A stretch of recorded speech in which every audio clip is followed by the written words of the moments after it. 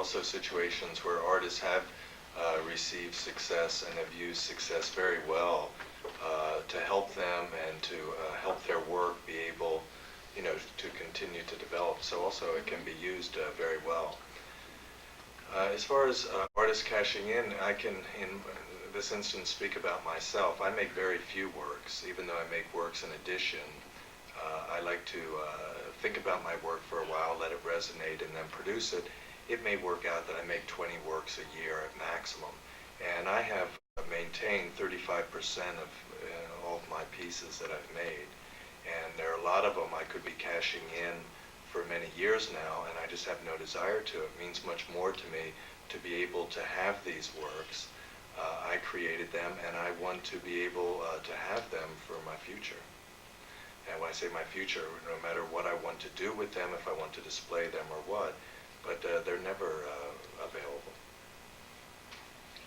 I'm just curious why, if you've sold a work, would it be possible for you just to commission more of that same work you'd already made, or are you honor bound not to raise the number, or you can't make any more after you make the first three of a particular work? I could probably, just like a painter, make a mild manipulation of something, but I have no moral interest in that. When I did work on Wall Street, I did run into moral conflicts quite often in knowing that, I had two tasks to fulfill, the one for the company and for myself, and also the individual. And I never really had moral problems or conflicts within myself in art at all. I must say I'm curious about one thing that I'd like to ask Jeff Koons, which is, I know you went to art school and now you're an artist. How did you end up spending 5 years on Wall Street? When you mentioned about being a publicist for the Museum of Modern Art, that is incorrect. I don't know where that got stated somewhere, but I worked in the ticket booth when you enter the Modern. And, that was my first job in New York, and eventually they let me out of the booth and said that I could stand behind the membership desk.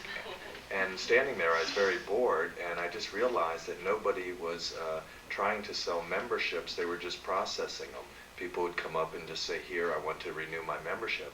So I decided it would be fun, it would be much more interesting to try to upgrade their memberships. So within 3 years, I doubled the membership for the Museum of Modern Art. And I needed more money to support my own work. The Modern gave me the largest pay increase they ever did in their history, and created the title Senior Representative of the Museum of Modern Art. But I could not support my work, so it was evident to me that being a broker was just being a salesman. It was the exact same thing, and I'd be getting a much higher commission and unlimited potential for my work.